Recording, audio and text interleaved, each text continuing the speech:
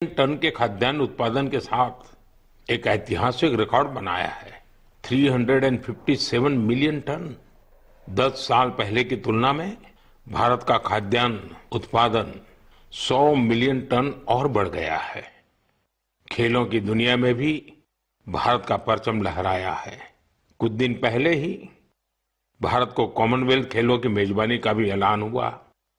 ये उपलब्धियां देश की है, देशवासियों की है और मन की बात देश के लोगों की ऐसी उपलब्धियों को, लोगों के सामूहिक प्रयासों को जन सामान्य के सामने लाने का एक बेहतरीन मंच है। साथियों, अगर मन में लगन हो, सामूहिक शक्ति पर, टीम की तरह काम करने पर विश्वास हो, गिरकर फिर से उठ खड़े होने का साहस हो, तो कठिन से कठिन काम में भी सफलता सुनिश्चित हो जाती है। आप उस दौर की कल्पना करिए जब सैटेलाइट नहीं थी, जीपीएस सिस्टम नहीं था, नेविगेशन की कोई सुविधाएं नहीं होती थी, तब भी हमारे नाविक बड़े बड़े जहाज लेकर समंदर में निकल जाते थे और तय स्थानों पर पहुंचते थे। अब समंदर से आगे बढ़कर दुनिया के देश अंतरिक्ष की अनंत ऊंचाई को नाप रहे हैं। चुनौती वहां भी वही है, न जीपीएस सिस्टम है, न संचार की वैसी व्यवस्थाएं हैं। फिर हम कैसे आगे बढ़ेंगे? साथियों, कुछ दिनों पहले सोशल मीडिया पर एक वीडियो ने मेरा ध्यान खींचा। ये वीडियो इसरो की एक अनोखी ड्रोन प्रतियोगिता का था। इस वीडियो में हमारे देश के युवा और खासकर हमारे जैन जी मंगल ग्रह जैसी परिस्थितियों में ड्रोन उड़ाने की कोशिश कर रहे थे। ड्रोन उड़ते थे, कुछ पल संतुलन में रहते थे, फिर अचानक जमीन पर गिर पड़ते थे। जानते हैं क्यों? क्योंकि यहां जो ड्रोन उड़ रहे थे उनमें जीपीएस का सपोर्ट बिल्कुल नहीं था। मंगल ग्रह पर जीपीएस संभव नहीं, इसलिए ड्रोन को कोई बाहरी संकेत या गाइडेंस नहीं मिल सकता। ड्रोन को अपने कैमरे और इन बिल्ड सॉफ्टवेयर के सहारे उड़ना था। उस छोटे से ड्रोन को जमीन के पैटर्न पहचानने थे, ऊंचाई मापनी थी, बाधाएं समझनी थी और खुद ही सुरक्षित उतरने का रास्ता ढूंढना था। इसलिए ड्रोन भी एक के बाद एक गिरे जा रहे थे। साथियों, इस प्रतियोगिता में पुणे के युवाओं की एक टीम ने कुछ हद तक सफलता पाई। उनका ड्रोन भी कई बार गिरा, क्रैश हुआ, पर उन्होंने हार नहीं मानी। कई बार के प्रयास के बाद इस टीम का ड्रोन मंगल ग्रह की परिस्थिति में कुछ देर उड़ने में कामयाब रहा। साथियों, ये वीडियो देखते हुए मेरे मन में एक और दृश्य उभर आया।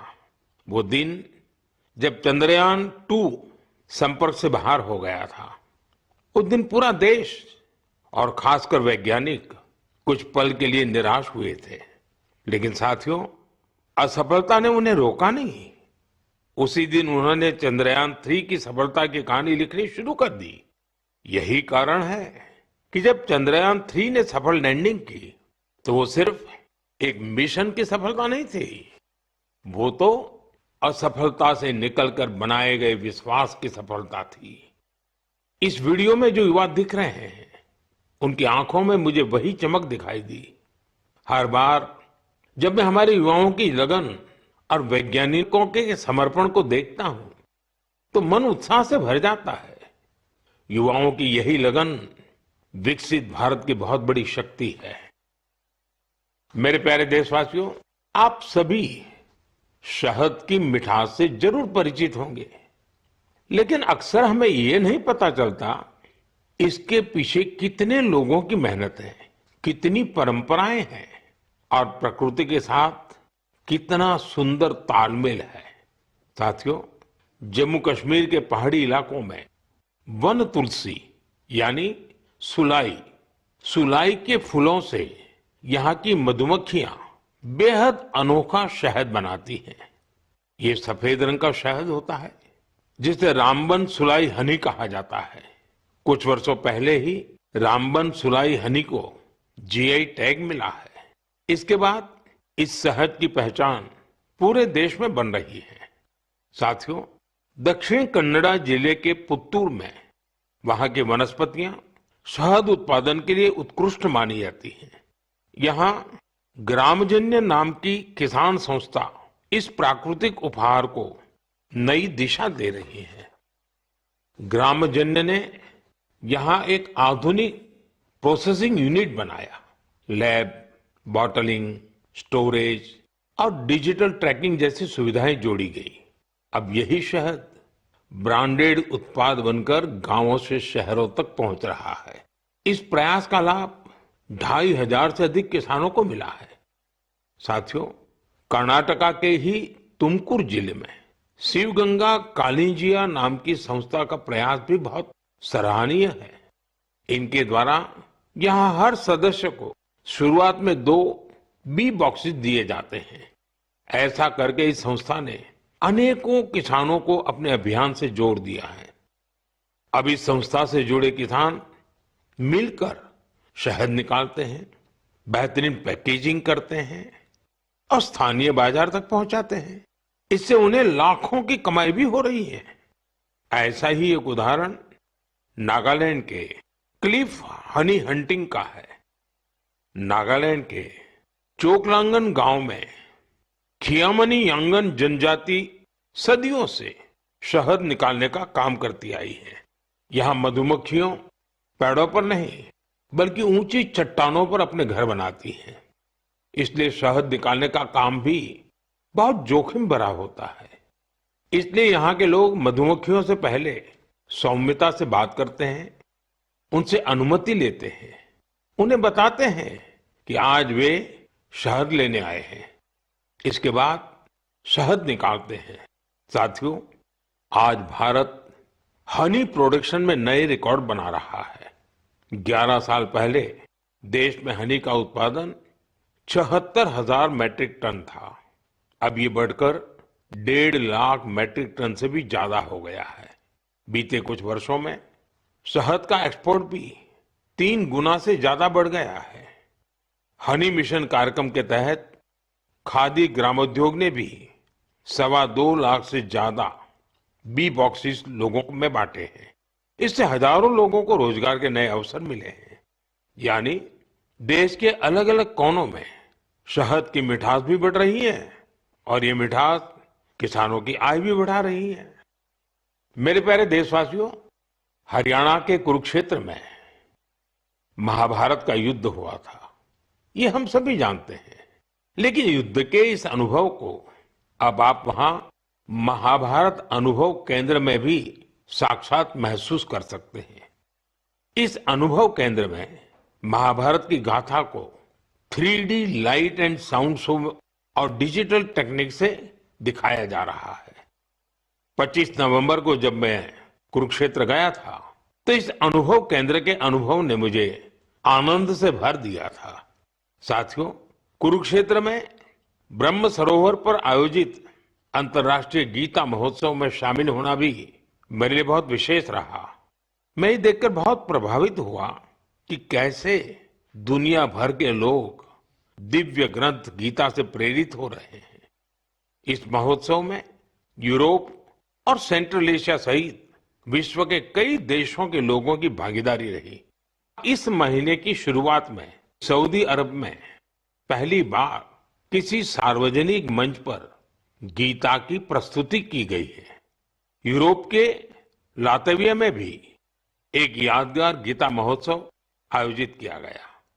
इस महोत्सव में लातविया, एस्टोनिया, लिथुआनिया और अल्जीरिया के कलाकारों ने बढ़ चढ़ करके हिस्सा लिया। साथियों, भारत की महान संस्कृति में शांति और करुणा का भाव सर्वोपरि रहा है। आप दूसरे विश्व युद्ध की कल्पना कीजिए, जब चारों ओर विनाश का भयावह माहौल बना हुआ था।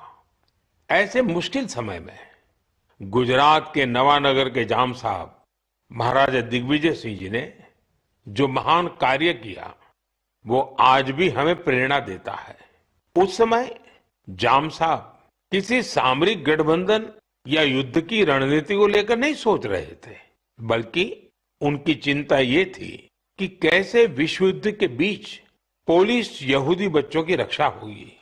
उन्होंने गुजरात में तब हजारों बच्चों को शरण देकर उन्हें नया जीवन दिया, जो आज भी एक मिसाल है।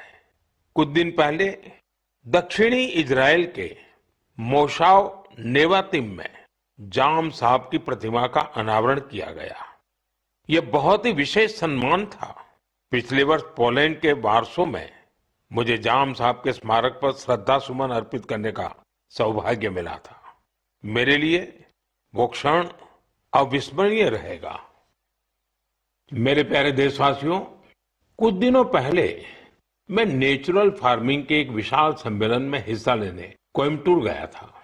दक्षिण भारत में नेचुरल फार्मिंग को लेकर हो रहे प्रयासों को देखकर मैं बहुत प्रभावित हुआ। कितने ही युवा हाईली क्वालिफाइड प्रोफेशनल अब नेचुरल फार्मिंग फील्ड को अपना रहे हैं। मैंने वहां किसानों से बात की, उनसे अनुभव जाने। नेचुरल फार्मिंग भारत की प्राचीन परंपराओं का हिस्सा रही है और हम सभी का कर्तव्य है कि धरती मां की रक्षा के लिए इसे निरंतर बढ़ावा दें। साथियों, विश्व की सबसे पुरानी भाषा और विश्व के सबसे प्राचीन शहरों में से एक शहर, इन दोनों का संगम हमेशा अद्भुत होता है। मैं बात कर रहा हूं काशी तमिल संगमम की। 2 दिसंबर से काशी के नमो घाट पर चौथा काशी तमिल संगमम शुरू हो रहा है। इस बार के काशी तमिल संगमम की थीम बहुत ही रोचक है। लर्न तमिल, तमिल कर कलम। काशी तमिल संगमम उन सभी लोगों के लिए एक महत्वपूर्ण मंच बन गया है जिन्हें तमिल भाषा से लगाव है। काशी के लोगों से जब भी बात होती है तो वो हमेशा बताते हैं कि काशी तमिल संगमम का हिस्सा बनना उन्हें बहुत अच्छा लगता है। यहाँ उन्हें कोई नया सीखने और नए नए लोगों से मिलने का अवसर मिलता है। इस बार भी काशीवासी पूरे जोश और उत्साह के साथ तमिलनाडु से आने वाले अपने भाई बहनों का स्वागत करने के लिए बहुत उत्सुक हैं। मेरा आप सभी से आग्रह है कि आप काशी तमिल संगमम का हिस्सा जरूर बने। इसके साथ ही ऐसे और भी मंचों के बारे में सोचें जिनसे एक भारत श्रेष्ठ भारत की भावना मजबूत हो। यहां मैं एक बार फिर कहना चाहूंगा, तमिल कलाचारम उयर्वाणद, तमिल मोली उयर्वाणद, तमिल इंडियाविन पेरुमिदम। मेरे प्यारे देशवासियों, जब भारत के सुरक्षा तंत्र को मजबूती मिलती है तो हर भारतीय को गर्व होता है। पिछले हफ्ते मुंबई में आईएनएस माहे को भारतीय नौसेना में शामिल किया गया। कुछ लोगों के बीच इसके स्वदेशी डिजाइन को लेकर खूब चर्चा रही। वहीं पुडुचेरी और मालाबार कोस्ट के लोग इसके नाम से ही खुश हो गए। दरअसल इसका माहे नाम उस स्थान माहे के नाम पर रखा गया है जिसकी एक समृद्ध ऐतिहासिक विरासत रही है। केरला और तमिलनाडु के कई लोगों ने इस बात पर गौर किया कि इस युद्धपोत का क्रेस्ट, उरुमी और कलारियपट्टू की पारंपरिक लचीली तलवार की तरह दिखाई पड़ता है। ये हम सबके लिए गर्व की बात है कि हमारी नौसेना बहुत ही तेजी से आत्मनिर्भरता की ओर कदम बढ़ा रही है। 4 दिसंबर को हम नौसेना दिवस भी मनाने जा रहे हैं। ये अवसर हमारे सैनिकों के अदम्य साहस और पराक्रम को सम्मान देने का एक खास दिन है। साथियों, जो लोग नेवी से जुड़े टूरिज्म में रुचि रखते हैं, उनके लिए हमारे देश में बहुत सी जगह हैं जहां जाकर उन्हें बहुत कुछ सीखने को मिलेगा। देश के पश्चिमी तट पर गुजरात के सोमनाथ के पास एक जिला है दीव। दीव में आईएनएस खुखरी को समर्पित खुखरी मेमोरियल एंड म्यूजियम है। वहीं गोवा में नेवल एविएशन म्यूजियम है जो एशिया में अपनी तरह का अनूठा संग्रहालय है। फोर्ट कोची के आईएनएस द्रोणाचार्य में इंडियन नेवल मैरीटाइम म्यूजियम है। यहाँ हमारे देश की मैरीटाइम हिस्ट्री और इंडियन नेवी के इवोल्यूशन को देखा जा सकता है। श्री विजयपुरम, जिसे पहले पोर्ट ब्लेयर कहा जाता था, वहां समुद्री का नेवल मरीन म्यूजियम उस क्षेत्र के समृद्ध इतिहास को सामने लाने के लिए जाना जाता है। कारवार के रविंद्रनाथ टैगोर बीच पर वॉरशिप म्यूजियम में मिसाइलों और हथियारों की रिप्लिका रखी गई है। विशाखापट्टनम में भी एक सबमरीन, हेलीकॉप्टर और एयरक्राफ्ट म्यूजियम है जो इंडियन नेवी से जुड़ा है। मैं आप सभी से, विशेषकर मिलिट्री हिस्ट्री में रुचि रखने वाले लोगों से आग्रह करता हूं कि आप इन म्यूजियम्स को देखने जरूर जाएं। मेरे प्यारे देशवासियों, सर्दियां आ गई हैं और साथ ही सर्दियों से जुड़े टूरिज्म का भी समय आ गया है। दुनिया के कई देशों ने सर्दियों में होने वाले टूरिज्म को, विंटर टूरिज्म को अपनी अर्थव्यवस्था का बहुत बड़ा आधार बना दिया है। अनेक देशों में दुनिया के सबसे सफल विंटर फेस्टिवल और विंटर स्पोर्ट्स मॉडल है। इन देशों ने skiing, snowboarding, snow trekking, ice climbing और फैमिली स्नो पार्क्स जैसे अनुभवों को अपनी पहचान बनाया है। इन्होंने अपने विंटर फेस्टिवल्स को भी वैश्विक आकर्षण में बदला है। साथियों, हमारे देश में भी विंटर टूरिज्म की हर क्षमता मौजूद है। हमारे पास पहाड़ भी हैं, संस्कृति भी है और एडवेंचर की असीम संभावनाएं भी हैं। मुझे खुशी है, इन दिनों उत्तराखंड का विंटर टूरिज्म लोगों को बहुत आकर्षित कर रहा है। सर्दियों के मौसम में औली, मुनस्यारी, चोपटा और डेहरा जैसी जगहें खूब पॉपुलर हो रही हैं। अभी कुछ सप्ताह पहले पिथौरागढ़ जिले में 14,500 फुट से अधिक की ऊंचाई पर आदि कैलाश में राज्य की पहली high altitude ultra run marathon का आयोजन किया गया था। इसमें देश भर के 18 राज्यों से 750 से ज्यादा एथलीट्स ने हिस्सा लिया था। 60 किलोमीटर लंबी आदि कैलाश परिक्रमा रन का प्रारंभ कड़कड़ाती सर्दी में सुबह 5 बजे हुआ था। इतनी ठंड के बावजूद भी लोगों का उत्साह देखते ही बनता था। आदि कैलाश की यात्रा पर जहां 3 साल पहले तक मात्र 2000 से कम पर्यटक आते थे, अब यह संख्या भी बढ़कर 30,000 से अधिक हो गई है। साथियों, कुछ ही हफ्तों में उत्तराखंड में विंटर गेम्स का आयोजन भी होना है। देश भर के खिलाड़ी, एडवेंचर प्रेमी और खेलों से जुड़े लोग इस आयोजन को लेकर उत्साहित हैं। स्कीइंग हो या स्नोबोर्डिंग, बर्फ पर होने वाले कई खेलों की तैयारियां शुरू हो चुकी हैं। उत्तराखंड ने विंटर टूरिज्म को बढ़ाने के लिए कनेक्टिविटी और इंफ्रास्ट्रक्चर पर भी फोकस किया है। होम स्टे को लेकर नई पॉलिसी भी बनाई गई है। साथियों, सर्दियों में बेड इन इंडिया अभियान की भी अलग धूम होती है।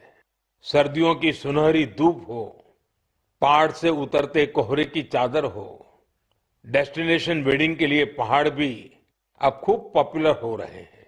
कई शादियां तो अब खास तौर पर गंगा जी के किनारे हो रही है। साथियों, सर्दियों के इन दिनों में हिमालय की वादियां एक ऐसे अनुभव का हिस्सा बन जाती हैं जो जीवन भर साथ रहता है। अगर आप इस सर्दी में कहीं जाने का विचार कर रहे हैं तो हिमालय की वादियों का विकल्प जरूर रखिएगा। साथियों, कुछ हफ्ते पहले मैं भूटान गया था। ऐसे दौरों में अलग अलग प्रकार के संवाद और चर्चाओं का अवसर मिलता है। अपनी इस यात्रा में मैंने भूटान के राजा, वर्तमान राजा के पिताजी, जो खुद भी पहले राजा रह चुके हैं, वहां के प्रधानमंत्री और अन्य लोगों से मुलाकातें की। इस दौरान हर किसी से एक बात जरूर सुनने को मिली। सभी लोग वहां बुद्धिस्ट रिलिक्स यानी भगवान बुद्ध के पवित्र अवशेष भेजे जाने को लेकर भारतवासियों का आभार जता रहे थे। मैंने जब भी यह सुना तो मेरा हृदय गर्व से भर उठा। साथियों, भगवान बुद्ध के पावन अवशेषों को लेकर कई अन्य देशों में भी ऐसा ही उत्साह देखने को मिला है। पिछले महीने ही नेशनल म्यूजियम से इन पवित्र अवशेषों को रूस के कलमिकिया ले जाया गया था। यहाँ बौद्ध धर्म का विशेष महत्व है। मुझे बताया गया कि इनके दर्शन के लिए रूस के दूर दराज से भी बहुत बड़ी संख्या में लोग वहां पहुंचे। इन पवित्र अवशेषों को मंगोलिया, वियतनाम और थाईलैंड भी ले जाया जा चुका है। हर जगह लोगों का भारी उत्साह देखने को मिला है। इनके दर्शन के लिए थाईलैंड के राजा भी पहुंचे थे। पूरे विश्व में भगवान बुद्ध के पवित्र अवशेषों के प्रति इस प्रकार का गहरा जुड़ाव देखकर मन भाव विभोर हो उठता है। यह सुनकर बहुत अच्छा लगता है कि कैसे इस तरह की कोई पहल दुनिया भर के लोगों को आपस में जोड़ने का माध्यम बन जाती है। मेरे प्यारे देशवासियों, मैं आप सभी से हमेशा वोकल फॉर लोकल के मंत्र को साथ लेकर चलने की बात करता हूं। अभी कुछ दिनों पहले G20 शिखर सम्मेलन के दौरान जब विश्व के कई नेताओं को उपहार देने की बात आई तो मैंने फिर कहा वोकल फॉर लोकल। मैंने देशवासियों की ओर से विश्व के नेताओं को जो उपहार भेंट किए उसमें इस भावना का विशेष ध्यान रखा गया। G20 के दौरान मैंने दक्षिण अफ्रीका के राष्ट्रपति को नटराज की कांस्य प्रतिमा भेंट की। ये तमिलनाडु के तंजावुर की सांस्कृतिक विरासत से जुड़ी चौलकालीन शिल्पकला का अद्भुत उदाहरण है। कनाडा के प्रधानमंत्री को चांदी के अश्व की प्रतिकृति दी गई। यह राजस्थान के उदयपुर की बेहतरीन शिल्पकला को दर्शाती है। जापान के प्रधानमंत्री को चांदी की बुद्ध की प्रतिकृति भेंट की गई। इसमें तेलंगाना और करीमनगर की प्रसिद्ध सिल्वर क्राफ्ट की बारीकी का पता चलता है।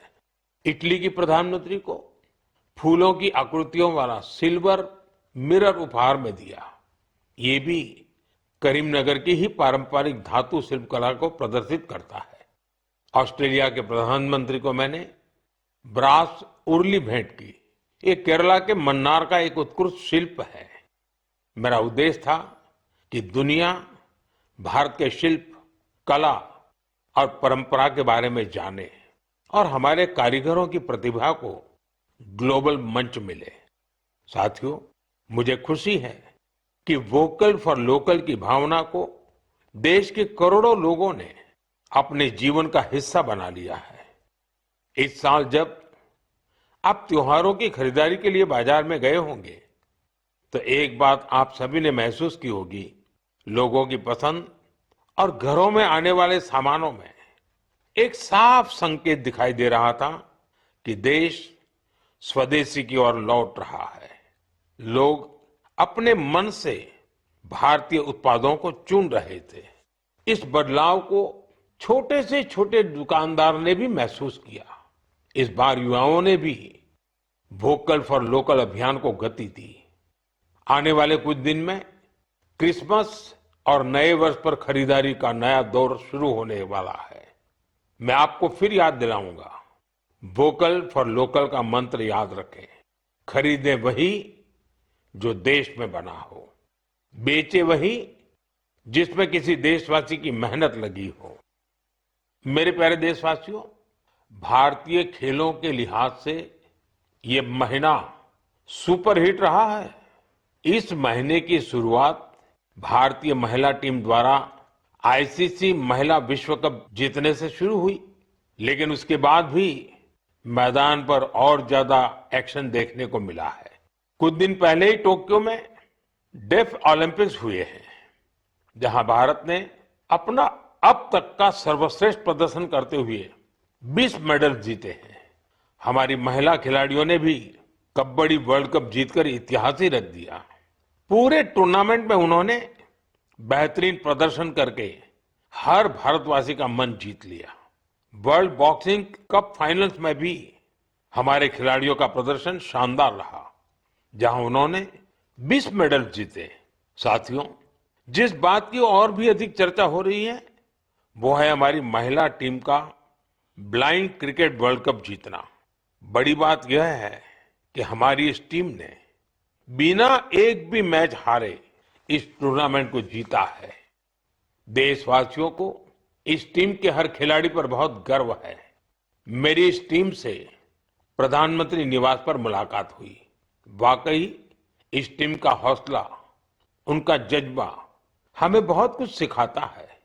यह विजय हमारे खेल इतिहास की सबसे बड़ी जीतों में से एक है, जो हर भारतीय को प्रेरित करती रहेगी। साथियों, आजकल हमारे देश में इंड्योरेंस स्पोर्ट्स की एक नई खेल संस्कृति भी तेजी से उभर रही है। इंड्योरेंस स्पोर्ट्स से मेरा मतलब ऐसी स्पोर्ट्स एक्टिविटीज से है जिनमें आपकी लिमिट्स की परख होती है।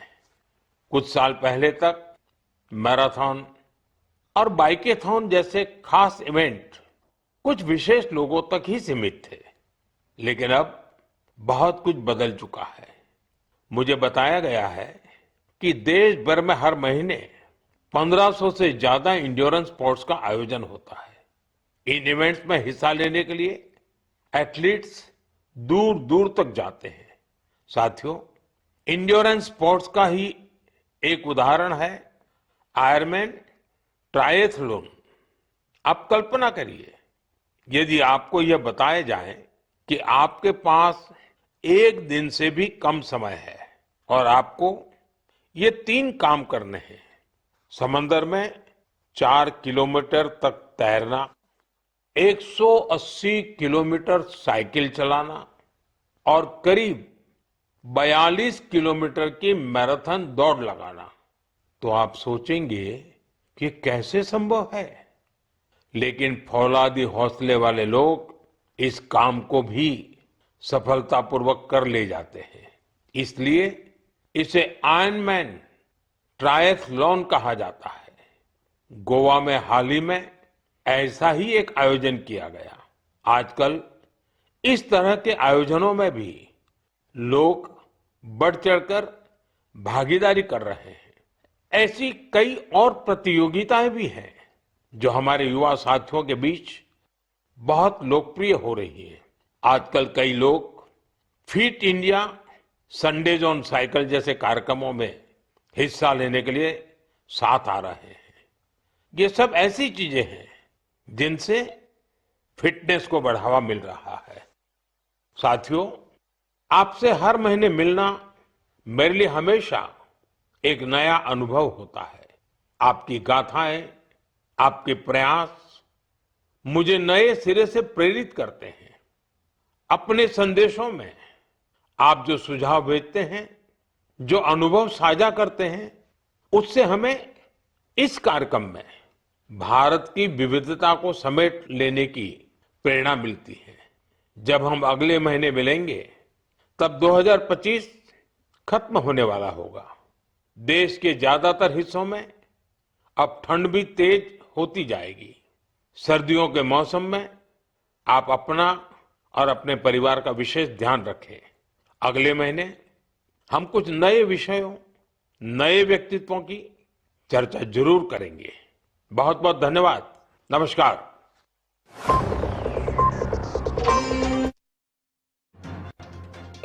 मन की बात कार्यक्रम के 128वें एपिसोड को संबोधित करते हुए प्रधानमंत्री नरेंद्र मोदी थे।